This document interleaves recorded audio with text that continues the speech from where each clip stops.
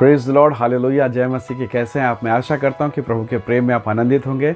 मेरा नाम पास्टर शिमोन पतरस है और आज के सुंदर सुबह में आइए प्रभु की धन्य उपस्थिति में हम प्रभु का स्वागत करें। प्रभु के आत्मा का स्वागत करते हुए आइए प्रभु के वचन की ओर अपने मन को लगाएं। मेरे साथ निकालेगा नीति वचन की किताब, उसका 15 अध्याय और वचन 1। यहाँ इस प्रकार से लिखा है, कोमल शब्द सुनने से गुस्सा ठंडा हो जाता है, परंतु कटु वचन से क्रोध भड़क उठता है। लिखा है, कटु वचन से क्रोध भड़क उठता है। Hallelujah, praise the Lord. परमेश्वर के लोगों, बाइबल कहती है कि जीभ के वश में जीवन भी है और मृत्यु भी है। जो जैसा इस्तेमाल करता है वो उसका वैसा ही रिजल्ट पाता है। पिछले दिनों एक घटना मैंने न्यूज़पेपर में पढ़ा। एक पति बहुत थका हुआ काम से अपने घर में आया और खाना खाते समय उसने अपनी पत्नी को बोला था खाना खाने से पहले कि टमाटर की चटनी पीस देना। जब दोनों खाना खाने बैठा ही था उसका पति, उसने पूछा कि तुमने टमाटर का चटनी पीसा नहीं है। पत्नी ने कहा कि तुम कितना कमा लेते हो और कहाँ है घर में टमाटर जो चटनी पीस के तुमको दूंगे। उसके पति को इस बात को सुनते बहुत क्रोध आया, गुस्सा आया और उसने जो पानी पीने का जो लोटा था उससे उठा के उसने उसके तरफ एक हाथ से उसने झटका देकर उसी की तरफ धकेल दिया। उसकी पत्नी चल रही थी ऐसा कि वो लोटा लुढ़कते लुढ़कते उसकी पत्नी के पाँव के नीचे आया। जैसे पाँव के नीचे वो लोटा आया, वो पत्नी जो है अपना बैलेंस संभाल नहीं पाई और वो धड़ाम से ज़मीन पर गिरी और उसका सर जो है चटनी पीसने का जो सील बट्टा होता है, पत्थर होता है, उस पर टकरा गया। उसकी पत्नी का सर फट गया और जैसे सर फटा, ब्लड भयंकर तेजी से बहने लगा। अस्पताल ले जाने से पहले ही रास्ते में उसकी मृत्यु हो गई। परमेश्वर के लोगों, बात हुई थी टमाटर की चटनी के लिए और बात ऐसा हुआ कि उसकी पत्नी ने कहा, तुम कितना कमा लेते हो, कहाँ है घर में टमाटर जो तुम्हारे लिए चटनी पीस के मैं दूं। पति थका हुआ था। मैं ये नहीं कह रहा हूँ कि पति अच्छा है या पत्नी अच्छा है, या फिर मैं ये नहीं कह रहा हूँ कि पत्नी हमेशा ऐसी होती है, परंतु मैं बताना चाहता हूँ कि किस प्रकार से बात शुरू हुआ। शैतान बड़ा चतुर है, वो कहीं ना कहीं घुसेगा और आपके घर में, आपके अदन रूपी स्वर्गीय जीवन में वो गड़बड़ी फैलाएगा। वो करता है ऐसा, पर हमें सावधान होने की आवश्यकता है।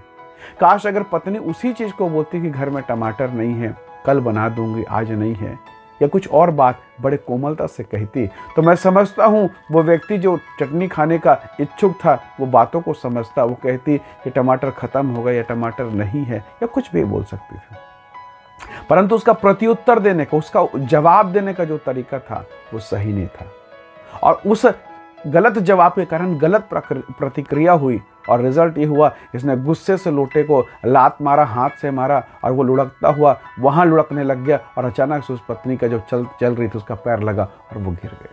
परमेश्वर के लोगों, चटनी के कारण किसी की मृत्यु हो गई, यदि ये पेपर में छपे कौन विश्वास करेगा? आज यही बात है।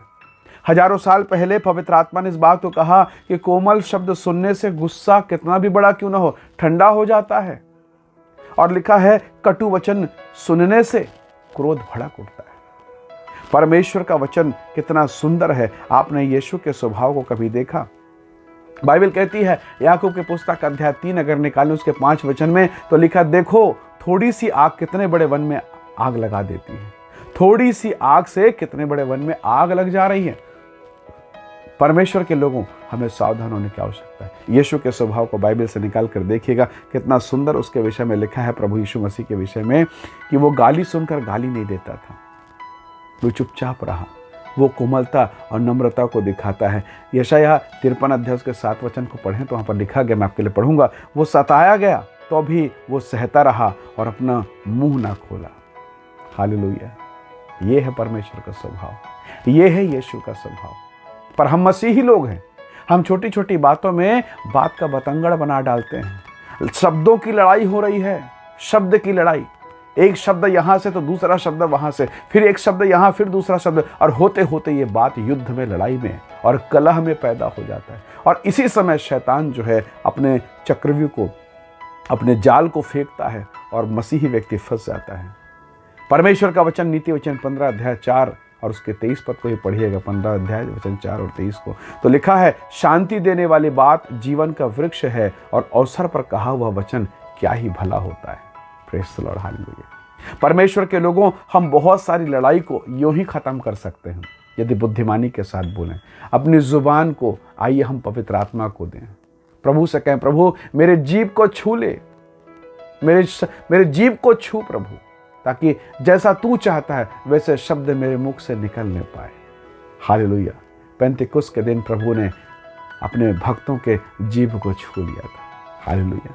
यशायाह कहता है, मैं तो अशुद्ध मनुष्यों के बीच में रहता हूं, अशुद्ध होंठ वाले मनुष्यों के बीच में।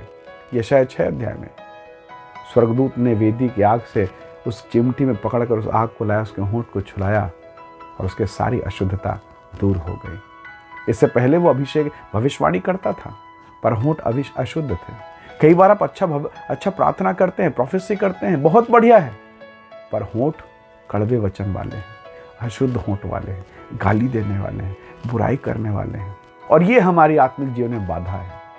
इसलिए प्रभु के लोगों, शब्दों की लड़ाई को छोड़ें, जुबान की लड़ाई को छोड़ें और परमेश्वर की आराधना करें। आपका जीवन खूबसूरत बन जाएगा। चटनी के लिए लड़ाई, हत्या तक बात पहुंच गई। कई ऐसे न्यूज़ आपने देखे होंगे, जीवन को बर्बाद कर देते हैं। बाइबल में लिखा है, एक छोटी सी आग, एक छोटी सी चिंगारी किसी घर को जलाने के लिए काफ़ी है, पूरे वन को आग लगाने के लिए काफ़ी है। इसलिए हम अपने जीवन में आग न लगाएं, परंतु पवित्र आत्मा की शांति हमारे भीतर में कार्य करें। प्रभु आपके परिवार को, आपके घर को आशीष दें। आपके होठों के शब्द ऐसे हों वो दूसरों को सुनकर शांति मिले, उनके हृदय का, जीवन का दुख दूर हो जाए। यीशु ने कहा तुम्हें शांति मिले। ये साधारण शब्द नहीं है, ये अद्भुत है। इसलिए प्रभु के लोगों, वो अपमानित होकर भी जब वो प्यार कर सकता है तो हमें भी उस मार्ग पर चलना है। प्रभु से कहें, हे पवित्र आत्मा, मेरे शब्द को, मेरी ज़ुबान को पकड़। जब आप अंग्रेजी सीखते हैं तो अंग्रेजी के शब्दों को याद करते हैं, शब्दावली को याद करें, डिक्शनरी याद करते हैं, ताकि आप बोलें, अंग्रेजी बोल सकें। क्यों ना हम मीठे शब्दों को याद करें, स्मरण करें और मीठे शब्द बोलना चालू करें। परमेश्वर आपकी ज़िंदगी को मीठा करेगा। इत्र बेचने वाला लगाता नहीं है, सैंपल दिखा के खुशबूदार हो जाता है। मीठा बोलने वाला अलग से चाशनी पीने की ज़रूरत नहीं है, आपका जीवन मीठा हो जाएगा। प्रभु आपके जीवन को आशीषित करें। आइए दुआ करें। प्रेमी अनुग्रहकारी स्वर्गीय पिता, धन्यवाद मेरे प्रिय भाई, मेरी बहन को आशीर्वाद दे, अनुग्रह कर प्रभु जी, और इनके जीवन का हर एक कड़वाहट दूर हो जाए। कई बार होता है प्रभु के लोग हमें चिढ़ दिलाते हैं, क्रोध दिलाते हैं। शैतान ने यही किया प्रभु, परंतु होने दे परमेश्वर कि हर क्रोध और चिड़चिड़ाहट को छोड़कर हम तेरी कोमलता को धारण करें। बाइबल कहती है, तूने गाली सुनकर गाली नहीं दिया, परंतु उनके लिए दुआएं करी है। प्रभु जी, हमें ऐसा स्वभाव आप प्रदान करें। हम सारी महिमा आपको देते हैं। जितने लोग इस वीडियो को देख रहे हैं, प्रत्येक प्रभु यीशु के नाम से आशीषित होने पाए। धन्यवाद पिता, प्रार्थना सुनने के लिए प्रभु यीशु के सामर्थ्य नाम से मांगते हैं। आमीन, आमीन। प्रभु आप सबको बहुत ऐसे आशीष दे। धन्यवाद इस वीडियो को देखने के लिए। प्रभु का अनुग्रह सदैव आपके साथ रहे। Praise the Lord. जय मसीह की।